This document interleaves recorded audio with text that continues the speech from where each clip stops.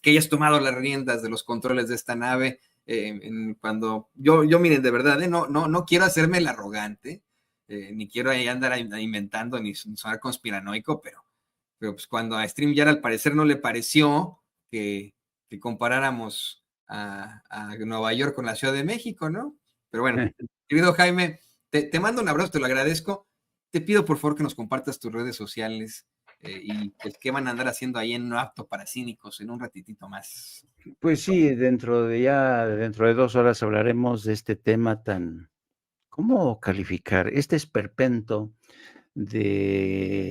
con 2 patas que se llama Anabel Hernández. Estaba precisamente hablando eso un rato antes de entrar al aire contigo. Estaba hablando con un amigo de la DEA y estábamos platicando del caso de Anabel Hernández y me estaba diciendo, sí, digo, oye, ¿cómo te explicas tú esta temeridad de Anabel Hernández de querer seguir atacando al presidente, sugerir incluso que el presidente operó a favor del cártel de Sinaloa? Dice, no, pues es que son gente que son adictos al escándalo. Le digo, pero la DEA tiene algo, dice, no, Anabel Hernández no tiene contactos en la DEA. Me mencionó otro periodista que no voy a decir su nombre, pero dice, esos 2 periodistas nosotros en la DEA, es que de verdad, porque son gente que luego platica con cualquiera, luego que dicen que son fuentes fidedignas, inventan mucho, pero en la DEA tenemos la política de ni siquiera mencionarlos, porque sabemos que lo que les interesa a ellos es vender libros, vivir del escándalo, y lamentable, ¿no? La opinión que tienen de Anabel Hernández y de otro periodista, que ha publicado libros relacionados, lo que yo llamo la narcoliteratura, ¿no? Que les ha resultado un buen negocio.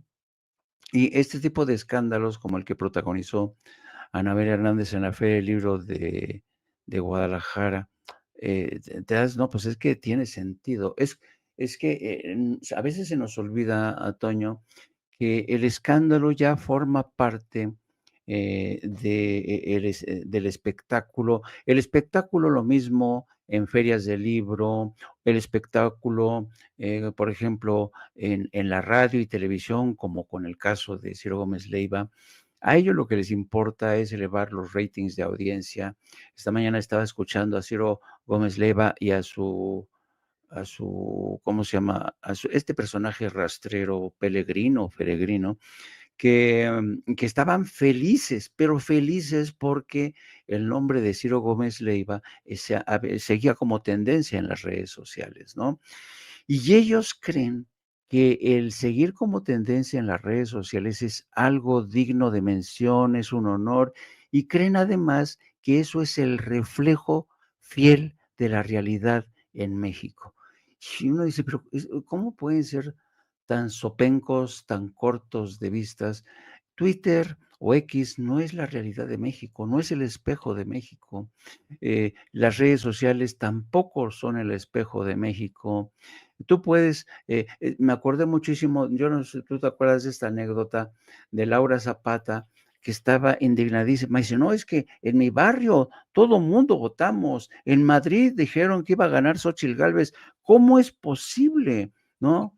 Y ese es el problema. El problema es que ellos se están acostumbrados a vivir y a nutrirse de lo que en Estados se conoce como hole rabbits, ¿no? De estos agujeros rabiosos, donde, por ejemplo, Ciro Gómez Leiva tiene un agujero rabioso donde está la gente y la gente está permanentemente escuchando porque dicen cosas que les gustan a ellos, son los famosos agujeros rabiosos. Y hay gente que cree que esos agujeros rabiosos es el reflejo de México, pero no es así. Pero, en fin, forma parte de esta nueva realidad, por fortuna. Hay gente muy inteligente que ya sabe discernir, sabe separar el grano de la paja. Mucha de esta gente seguidora de Sin Censura, de No Apto para Cínicos. Estuvimos 3 días fuera, pero hoy retornamos, querido Toño, a partir de las 14 horas. No dejen de seguirme a través de mis redes sociales, @Jaime Jorno. Te mando un abrazo, que lo hagas extensivo, mi querido Vicente, que quién sabe qué pasó con Vicente.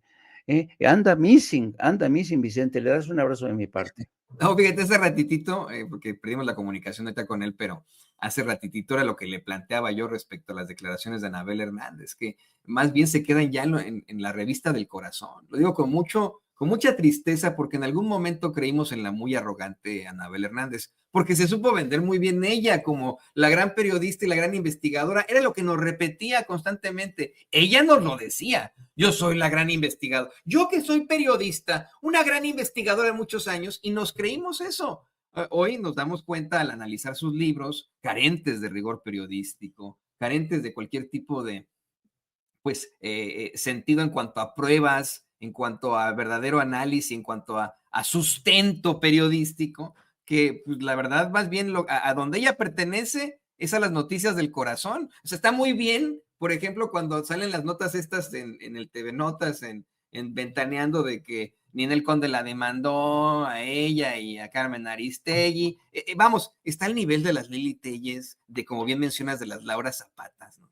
Y pues efectivamente son situaciones que la gente ve por morbo. Es el caso de los espacios escatológicos platulentos del cacarraqui, ¿no? O sea, la gente, yo dudo mucho que la mayoría de su auditorio lo vea porque verdaderamente considere que el cacarraqui es un líder de opinión o sus invitados. No, no, es por morbo. Lo que hace la gente es ir a divertirse, va a divertirse con gente que pues ahí va a burlarse de sí misma. Ahí han invitado a Anabel Hernández. Y esta revelación que nos haces con tu amigo agente de la DEA, bueno, no sabes el gusto que me da, aunque sí quiero decirte que a lo mejor podría tener algún vínculo con algún organismo organismo gubernamental acá en Estados Unidos, porque si escuchas las declaraciones, Jaime, que hace Anabel Hernández en la Feria del Libro sobre el consumo del fentanilo en México, pues es la narrativa del gobierno de Estados Unidos, del Departamento de Estado. Ah, no, sí, también en México se consume el fentanilo. Entonces,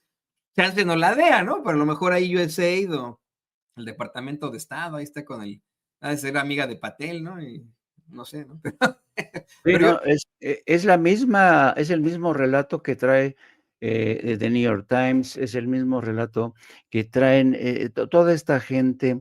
Es increíble cómo Estados Unidos siempre ha insistido. Estados Unidos siempre ha convertido a México no solamente en su patio trasero, Estados Unidos ha convertido a México en su devorador de pecados. ¿Eh? Yo no sé si conozco a la gente la figura del devorador de pecados.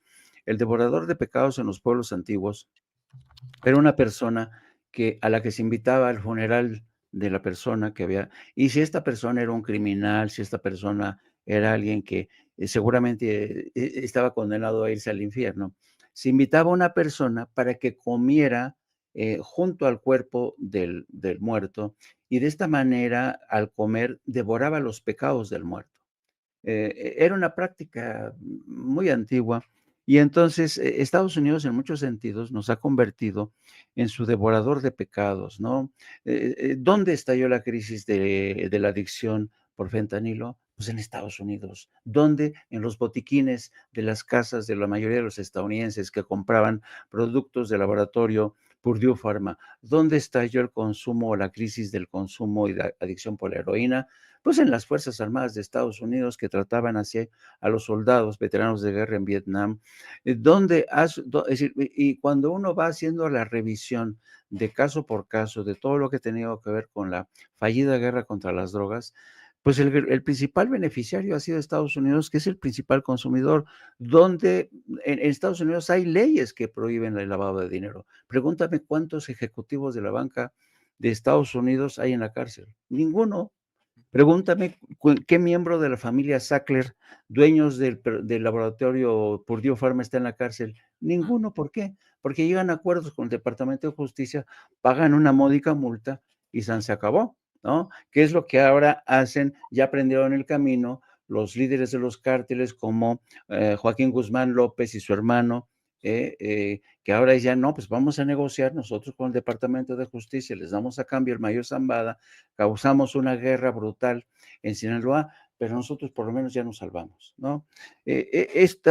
Por eso te digo que hay una larga historia de encuentros y desencuentros, y va a ser fascinante cómo el nuevo gobierno de Claudia Sheinbaum se enfrenta a esta nueva realidad, cuando Donald Trump asume el poder. Ayer estaba escuchando a John Feely. John Feely, Toño, fue el ex subsecretario de Estado para todo el hemisferio, fue encargado de negocios para México, fue embajador en Panamá, y John Feely odia a Donald Trump, porque Donald Trump lo maltrató mucho a él y a Roberta Jacobson. Donald Trump maltrató a esta generación de embajadores y diplomáticos que lo odian y entonces a mí me llamó la atención el carácter tan asertivo, John Feely diciendo, no, no, no, esto va a pasar, sí va a haber incursiones de las Fuerzas Armadas de Estados Unidos en México, México no está preparado para recibir a miles de deportados. Digo, espérate, John, vamos a ver, como dice Claudia Sheinbaum, vamos a ver, espérate, pero no, yo vi muy convencido ayer a John Feely en la Feria del Libro, diciendo que sí, que nos va a ir de la chingada con Donald Trump. Digo, bueno, yo entiendo, John, que tú le tengas odio jarocho a Donald Trump, pero espérate, como dice Claudia Sheinbaum, espérate, sereno, de esta parte de México tenemos un gobierno que tiene una presidenta con mucho coco, tiene colaboradores bastante hábiles, astutos, así es que yo no creo que vayamos a caer, sabes, en una tormenta, en un escenario apocalíptico, una vez que asume el poder Donald Trump. A lo mejor me equivoco, porque todos nos equivocamos, pero yo no creo francamente que a Estados Unidos le convenga pelearse, declararle una guerra a México, porque dependemos tanto el uno del otro. Así es que, bueno, te dejo con esa reflexión, que es la que vamos a hablar en el programa de hoy de No Apto para Cínicos. No se pierda usted, No Apto para Cínicos, y ahí te lo mando también por esto. ¿Sabes a quién sí? Y a lo mejor lo puedes platicar allá en No Apto para Cínicos. ¿A quién sí le impusieron acusaciones formales y que sí enfrentó a la ley brevemente y que ahora va a ser el embajador de Donald Trump en París, en Francia? Nada más y Ándale, nada menos que don Charlie Kushner, el papá exacto, de Jared Kushner, yerno exacto. de ese señor. Pero bueno, querido Jaime, te mando un abrazo. Espero que todo salga muy bien por allá. Muchísimas gracias. Ahí tiene usted al periodista y corresponsal de guerra Jaime Hernández aquí en Sin Censura. Y vámonos.